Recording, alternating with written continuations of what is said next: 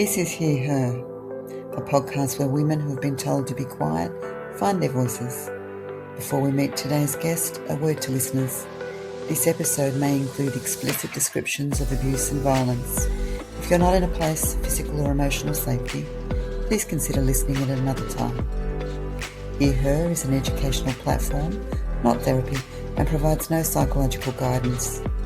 I'm Dee Donaldson, writer, educator and clinical psychologist, and I'll be your host. Welcome to HearHER.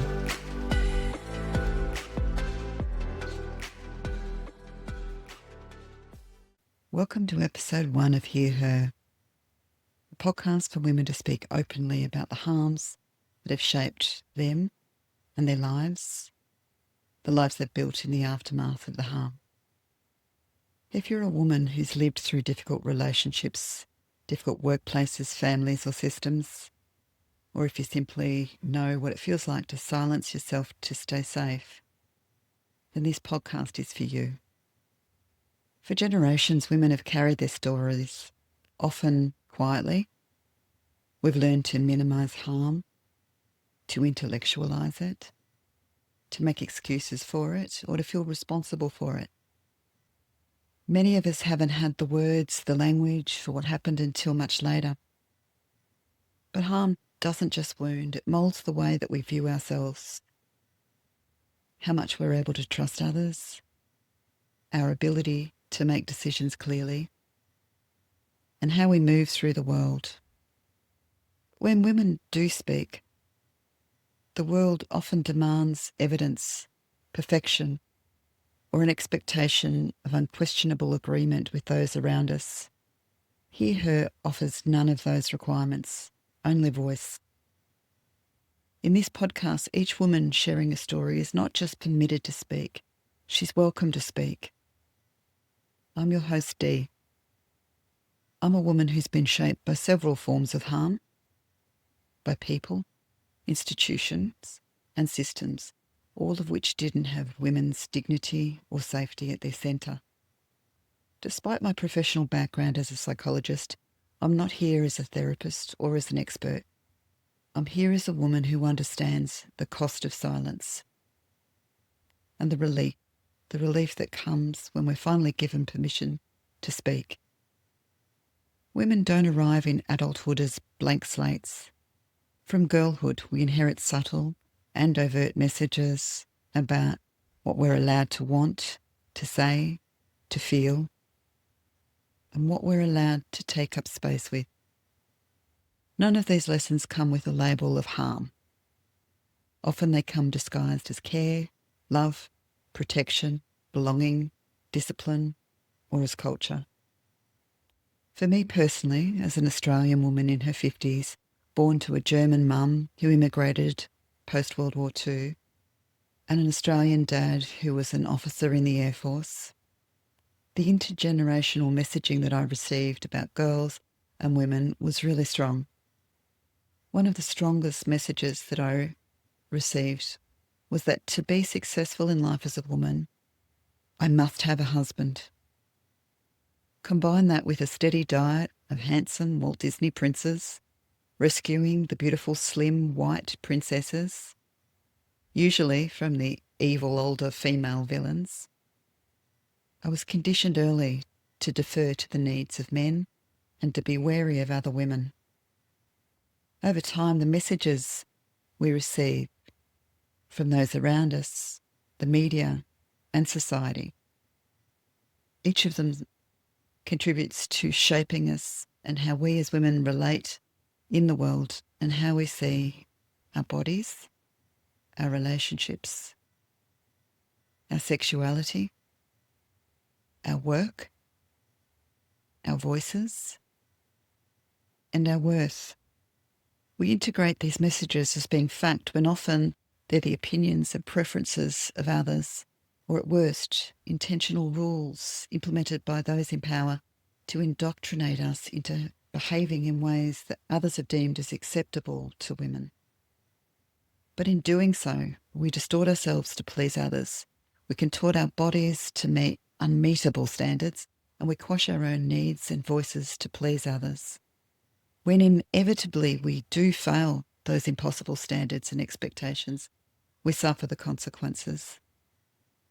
I have no doubt that many of you will have your own stories, or at least some that you're probably questioning.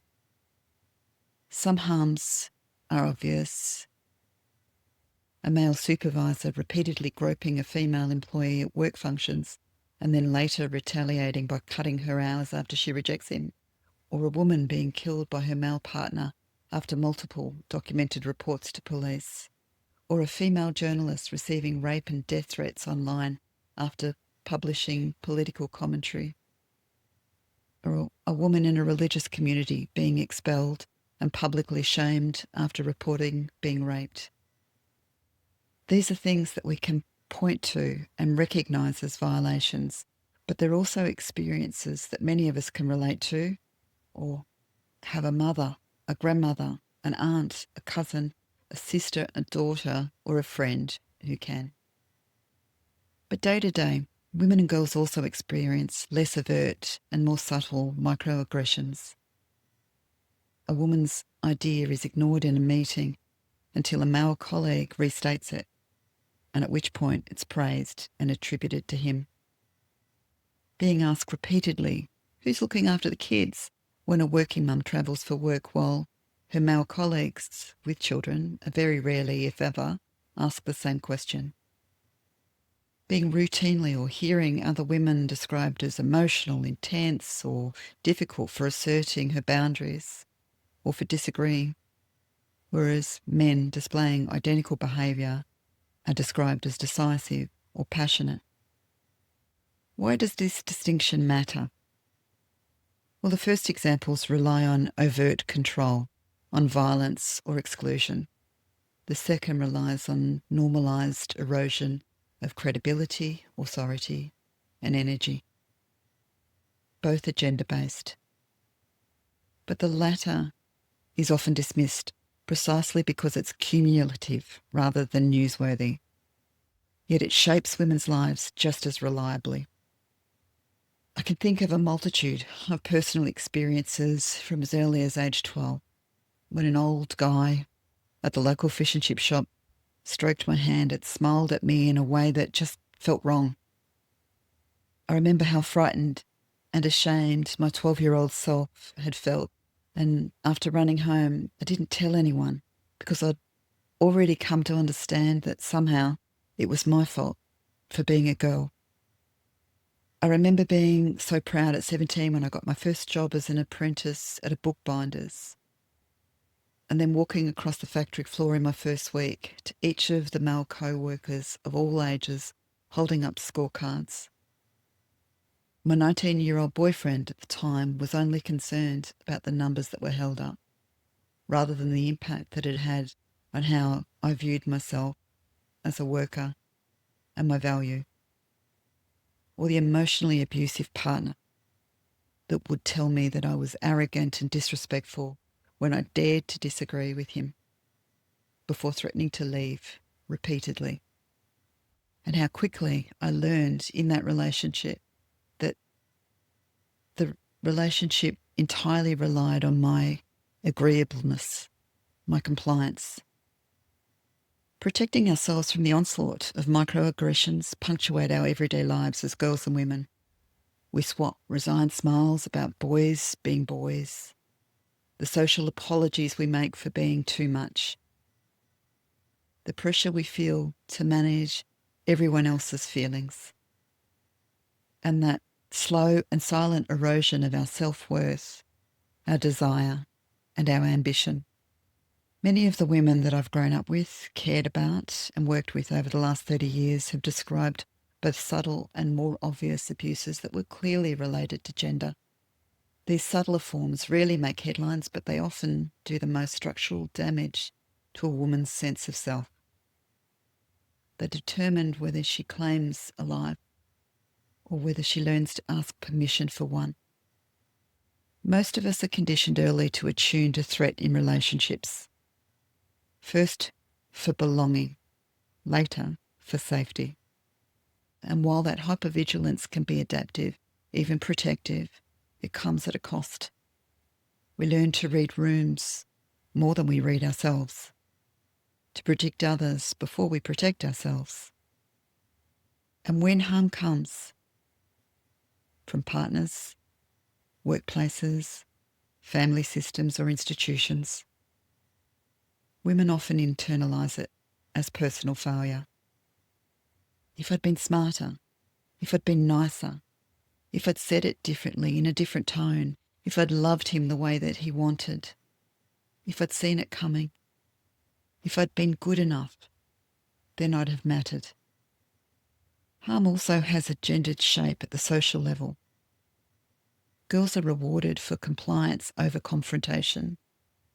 Teenage girls navigate sexuality through a landscape that rarely centres their pleasure and instead focuses on performance. Performing as either the virginal good girl or the sexy slut. The Madonna whore binary, with no room for being the authentic, complex beings that we all are. But we're too busy, we've been trained to be, focusing our attention on others. There's no capacity left to be curious about those lovely, messy individuals that we are, or that we could be, if allowed. And it's intentional. Adult women carry the majority of the physical labour, along with the invisible labour of emotional care for our households, for teams, for relationships.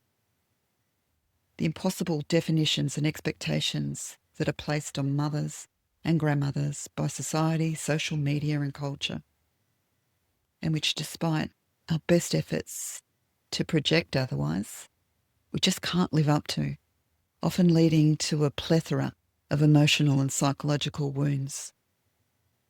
Older women are punished for ageing out of desirability, as if worth were measured in reproductive and ornamental currency for the male gaze. Historically, laws and systems have been researched by and for men.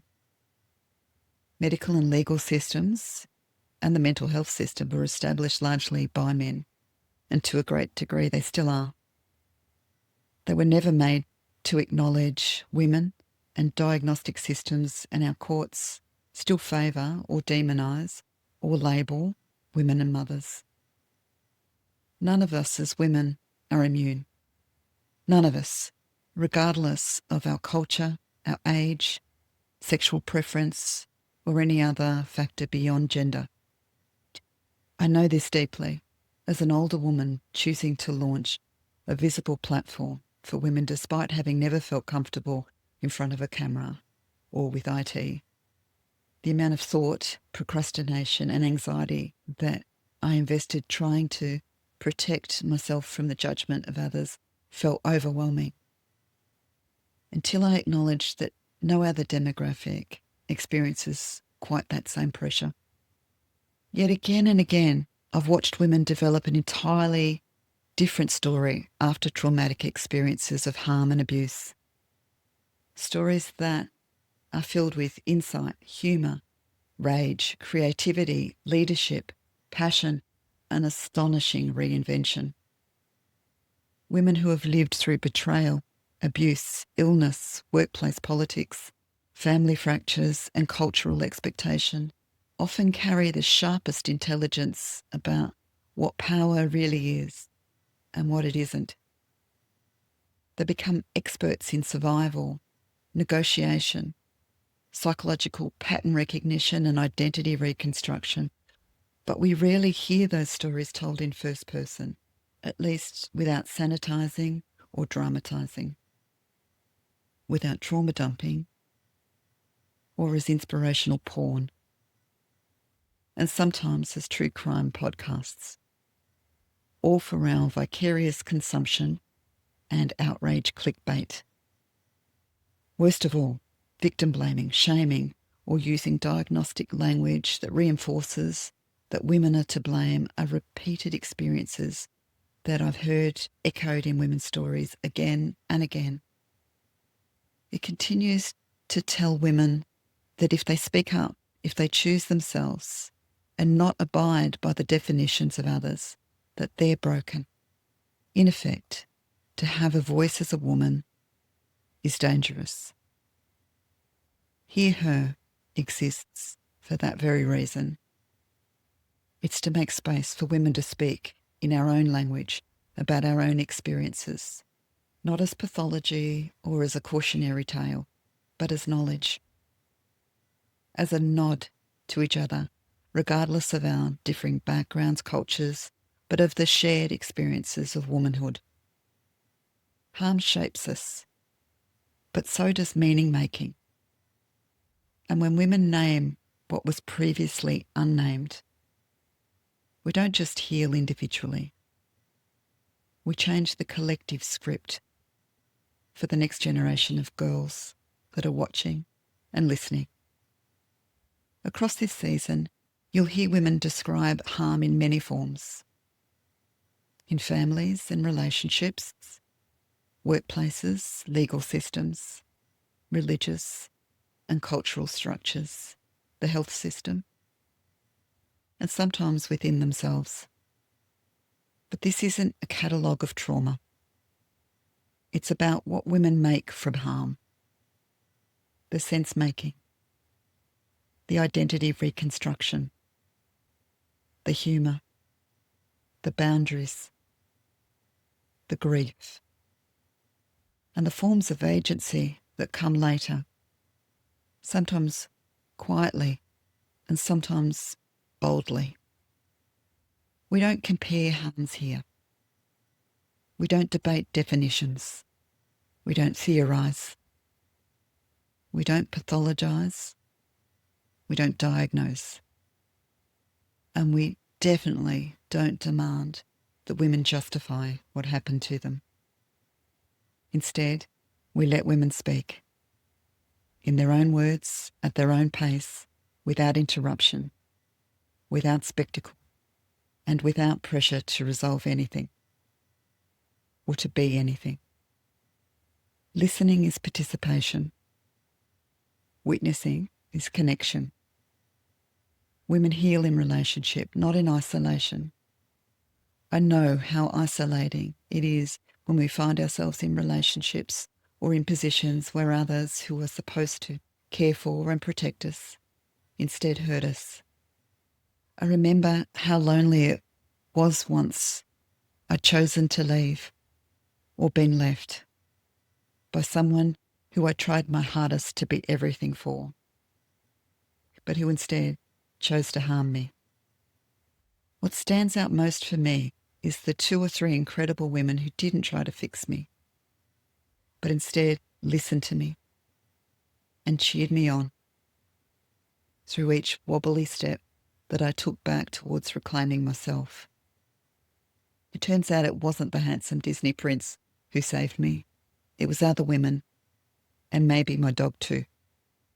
If you hear pieces of your own story in these episodes, take what resonates and leave what doesn't. You aren't required to agree, to relate, to compare, or to analyse. Just witness. Some stories in this series will touch on uncomfortable and confronting themes, like domestic abuse, coercive control, workplace harm, medical neglect, childhood trauma, and systemic silencing. If something feels too much for you, I encourage you to pause. Come back later or don't. Your well-being comes first. Episode 2 begins with a woman whose story reminded me of why this project matters. I hope you'll join us. And I hope that wherever you are in your own story, that you feel a little less alone. Welcome to HearHER. Let's begin.